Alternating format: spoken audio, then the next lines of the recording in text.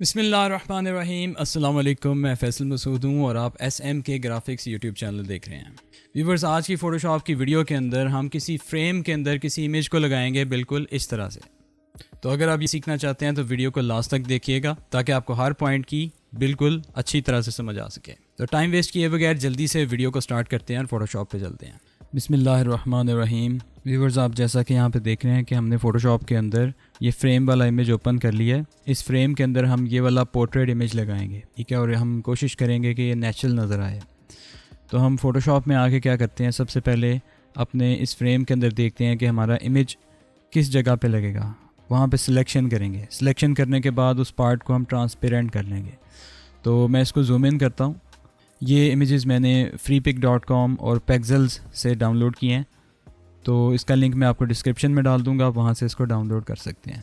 आप ये देख रहे हैं कि हमारे पास फ्रेम के अंदर बाउंड्री नज़र आ रही है जिसके अंदर हम अपने इमेज को लगाएंगे। इस बाउंड्री के अंदर हम सिलेक्शन करेंगे और सिलेक्शन करने के बाद इसको ट्रांसपेरेंट करेंगे और फिर इसके अंदर अपने इमेज को फिट करेंगे।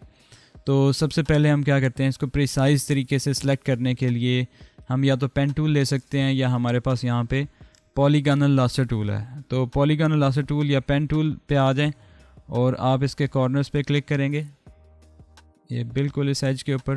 मैंने इसको जूम इन इसीलिए कर लिया है ताकि हम इसको बड़े प्रिसाइज तरीके से सेलेक्ट कर सकें। तो मैं स्पेस बार प्रेस करके हैंड टूल की मदद से इसको आगे मूव कर रहा हूँ।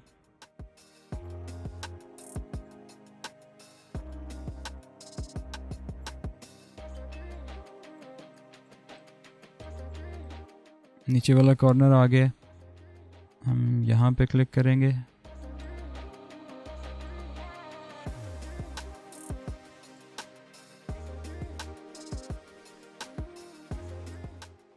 और जब स्टार्टिंग पॉइंट पे आके इसको यहाँ पे मिलाएंगे तो इसको सिलेक्शन में कन्वर्ट कर देगा।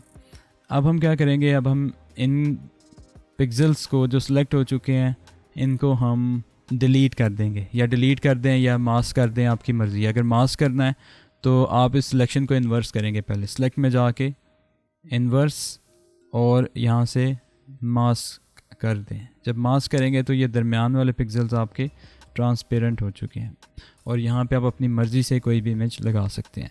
तो हम इस इमेज को ड्रैग करके ले आते हैं।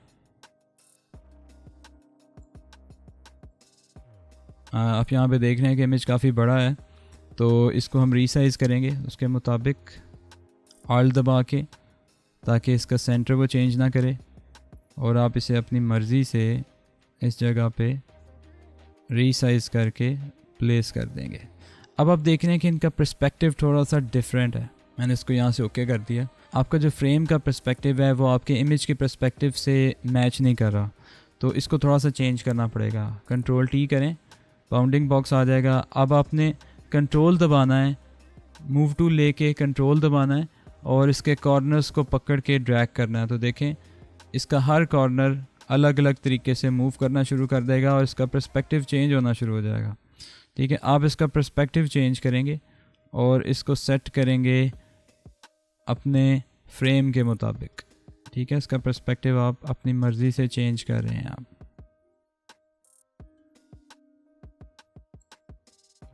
ठीक है, देखें इसकी जो लाइंस हैं, जो किनारों वाली लाइंस हैं, इनको हम अपने फ्रेम्स की लाइंस के साथ एडजस्ट करेंगे, उनके पैरेलल रखेंगे। जो बॉटम लाइन है वो बॉटम लाइन के साथ पैरेलल जा रही है और जो लेफ़्ट वाली लाइन है वो लेफ़्ट वाले फ्रेम वाली लाइन के साथ पैरेलल है। तो अब इसका पर्सपेक्टिव करेक्ट हो चुका है। ठीक है, तो इसको जब आप सेटिस्फाई हो जाएंगे तो यहाँ से ओके कर दें। अब दूसरे स्टेप में क्या करना है, आपने इसको पीछे लेके जाना है, इसके अंदर दिखाना है। तो आप इसे ड्रैग करके इस लेयर के नीचे ले जाएंगे। तो आप ये देख रहे हैं कि बड़ी आसानी से आपने इस इमेज को इस फ्रेम के अंदर फिट कर लिया है। अब आप मूव टूल की मदद से इसको एडजस्ट कर सकते हैं। अब मैं जल्दी से इस इमेज पे कुछ एडजस्टमेंट्स लगाऊंगा कैमरा रॉ फिल्टर में जाके।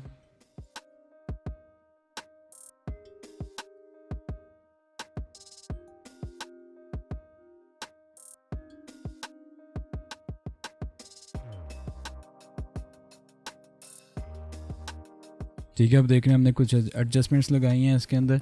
अब हम क्या करेंगे, अब इसके ऊपर थोड़ी सी लाइट की या ग्लास की रिफ्लेक्शन डालेंगे जिससे आपको ये रियल नज़र आने लगेगा, नेचुरल लगने लगेगा। तो वो करने के लिए हम इस पर एक एडजस्टमेंट लेयर लगाते हैं। इस लेयर के ऊपर हम यहाँ से एक फिल लेयर ऐड करते हैं ग्रेडियंट की। तो ग्रेडियंट में जाके हमने रिफ्लेक्शन दिखानी है, तो उसमें आपको ग्रे और वाइट कलर थोड़ा सा ग्लो दिखाना है, लाइट की रिफ्लेक्शन दिखानी है। तो हमें वाइट कलर यहाँ से ऐड करना है, वाइट, और दूसरे पॉइंट पे भी हमें वाइट चाहिए और थोड़ा सा हमें ग्रे चाहिए।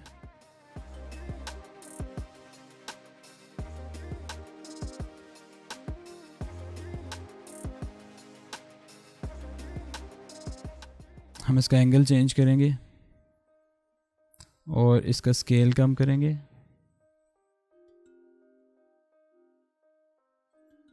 अब यहाँ पे आप देख रहे हैं कि एक साइड पे इसकी जो ओपेसिटी है वो ज़ीरो है, तो इसकी ओपेसिटी थोड़ी सी बढ़ा लेंगे और हम इसको सॉफ्ट लाइट या स्क्रीन के साथ ब्लेंड कर देंगे। ठीक है, तो आप ये देखें बड़ी अच्छी सी रिफ्लेक्शन आ रही है यहाँ पे। आप इसका एंगल बदल सकते हैं अपनी मर्ज़ी से।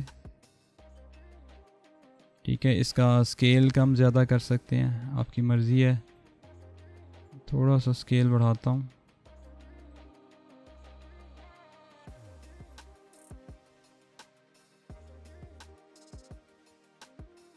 और इसकी ओपेसिटी कम ज़्यादा कर सकते हैं। तो अब आप ये देख रहे हैं कि आपको एक फ्रेम मिल गया है जिसके अंदर आपने एक पोर्ट्रेट इमेज लगा लिया है फ़ोटोशॉप को यूज़ करते हुए। इसके किनारे भी आपको बिल्कुल नेचुरल नज़र आ रहे हैं। जी तो व्यूअर्स, तो आपने आज की वीडियो के अंदर फोटोशॉप को यूज़ करते हुए किसी फ्रेम के अंदर इमेज को लगाना सीखा। वीडियो अच्छी लगी है लाइक कर दीजिए, अपने फ्रेंड्स के साथ भी शेयर कर दीजिए। और अगर आप Photoshop, Illustrator, WordPress, mobile application development और ऐसे बहुत से कोर्सेज को सीखना चाहते हैं तो मेरे चैनल SMK ग्राफिक्स को सब्सक्राइब कर लीजिए, बेल आइकन भी दबा लीजिए ताकि आपको तमाम अपडेट्स टाइम पर मिलती रहें। वीडियो को देखने का बहुत शुक्रिया, अपना ख्याल रखिए, अल्लाह हाफिज़।